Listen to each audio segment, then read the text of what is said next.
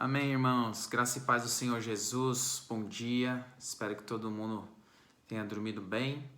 Nós vamos continuar o nosso devocional lendo Atos 18. Eu vou ler junto com vocês Atos capítulo 18 e vou fazer algumas paradas, tá? Que arderam no meu coração para a gente comentar junto aqui. E no final a gente vai ter uma oração, tá bom? Atos 18, então, pegue a sua Bíblia. Vamos começar do verso 1, tá? Depois disso, Paulo saiu de Atenas e foi para Corinto. Ali encontrou um judeu chamado Áquila, natural de Ponto, que havia chegado recentemente da Itália com Priscila, sua mulher, pois Cláudio havia ordenado que todos os judeus saíssem de Roma. Paulo foi vê-los e, uma vez que tinham a mesma profissão, ficou montando e trabalhando com eles, pois era fabricante de tendas. Todos os sábados ele debatia nas sinagogas e convencia judeus e gregos. Depois que Silas e Timóteo chegaram da Macedônia, Paulo se dedicou exclusivamente à pregação, testemunhando aos judeus que Jesus era o Cristo. Preste atenção agora. Opondo-se a eles e lançando maldições, Paulo sacudiu a roupa e lhes disse: caia sobre a cabeça de vocês o seu próprio sangue. Estou livre da minha responsabilidade. De agora em diante irei para os gentios. Então Paulo saiu da sinagoga e foi para a casa de Tício Justo, que era temente a Deus e que morava ao lado da sinagoga. Crispo, chefe da sinagoga, creu no Senhor e toda a sua casa, e dos coríntios que o ouviam, muitos criam e eram batizados. Agora preste atenção. Certa noite, o Senhor falou a Paulo em visão: não tenha medo. Continue falando e não fique calado, pois estou com você. Ninguém vai lhe fazer mal ou feri-lo, pois tenho muita gente nessa cidade. Assim, Paulo ficou ali durante 1 ano e meio, ensinando-lhes a palavra de Deus.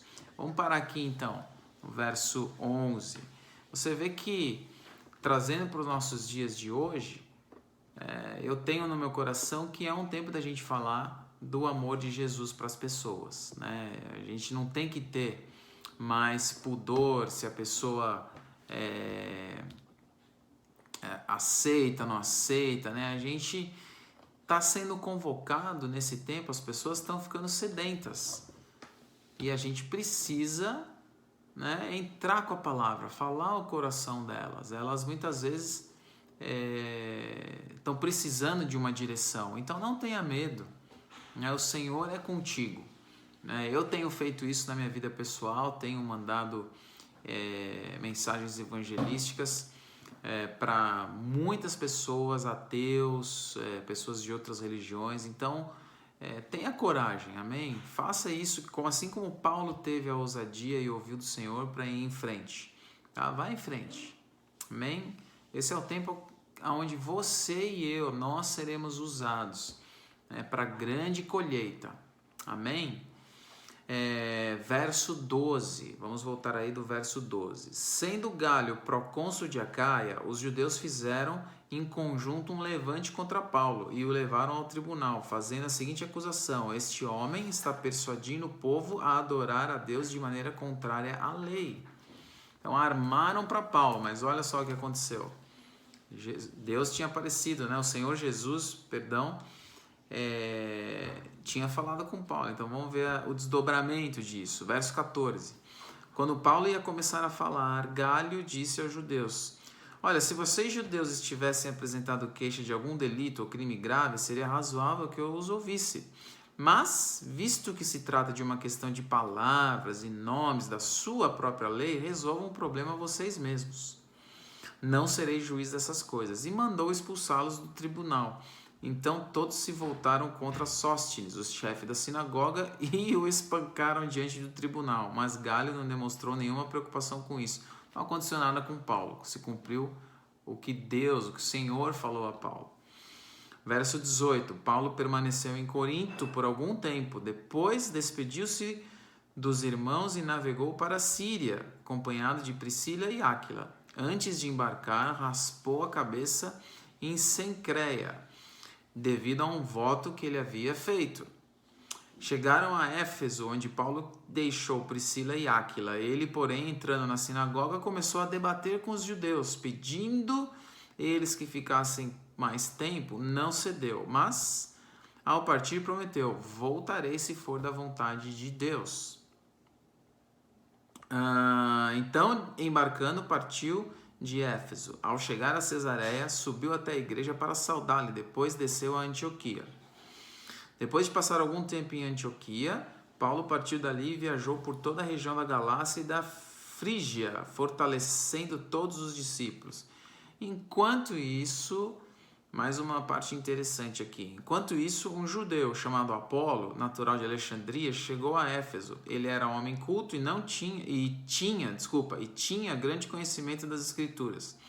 Fora instruído no caminho do Senhor, com grande fervor, falava e ensinava com exatidão acerca de Jesus, embora ele conhecesse apenas o batismo de João. Eu vou falar o que significa isso mais para frente. Logo começou a falar corajosamente na sinagoga. Quando Priscila e Áquila o ouviram, convidaram-no para ir à sua casa e lhe explicaram com mais exatidão o caminho de Deus. Querendo ele ir para Caia, os irmãos o encorajaram e escreveram aos discípulos que o recebessem.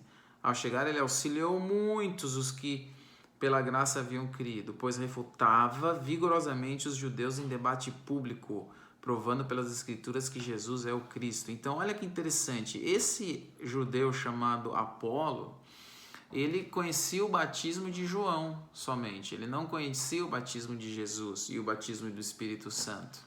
Eu creio que quando Priscila e Áquila chamaram ele para ir na casa deles, eles oraram, impondo as mãos e fazendo a transferência, o batismo pelo poder do Espírito Santo. Tanto é que ele termina, aqui o verso 27, verso 28, ele refutava vigorosamente os judeus em debate público, ou seja, ele era capacitado pelo Espírito Santo a debater, a falar com os judeus publicamente, provando pelas Escrituras que Jesus é o Cristo. Então a gente precisa, não basta só ter a letra, como Apolo tinha, mas a gente tem que ter o Espírito nas nossas vidas. É Ele quem vai nos capacitar. A palavra de Deus diz para a gente não se preocupar com o que a gente vai falar. Ele vai nos dar a palavra na hora certa. Então, linkando isso com o que a gente falou no começo, tenha ousadia, dê o primeiro passo, mande as mensagens, peça para as pessoas te ligarem se tiverem dúvida, esteja à frente disso, fale para as pessoas, não só na mídia social, ainda que a gente está num tempo de mais isolamento, mas seja ousado, amém? Não há mais tempo, irmãos, não há mais tempo.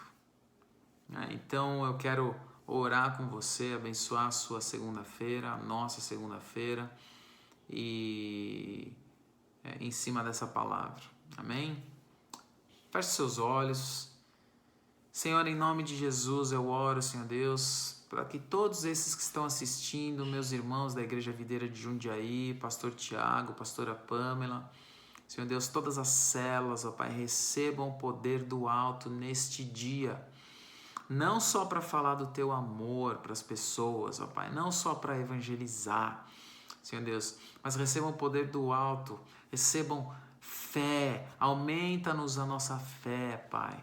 Em nome de Jesus, eu concordo com o pastor Tiago, que mencionou ontem no culto, que essa semana vai ser uma semana maravilhosa, cheia de boas notícias. Eu declaro prosperidade do céu na vida de todos os irmãos. Declaro que não vai faltar nada na vida de todos os nossos irmãos. Em nome de Jesus, conexões serão feitas, pessoas vão ligar, pessoas vão aparecer, vão pedir ajuda e vão pagar por isso. Não vai haver falta, não vai haver escassez no nosso meio. O Senhor Jesus, nós vamos tornar o nome do Senhor Jesus mais famoso nessa semana, pela boca de todos os que estão aqui. Em nome de Jesus, declara uma semana de vitórias. Irmãos, declara uma semana de vitórias na sua vida, na sua casa, nas suas finanças, no seu trabalho, na sua vida emocional. Amém? Esteja orando nesse espírito, continue orando nesse espírito, enche o seu coração de fé. Amém? Não vamos olhar as circunstâncias, vamos olhar o que a palavra de Deus nos diz. Amém? Ela nos diz que nós temos vida e vida em abundância. Amém?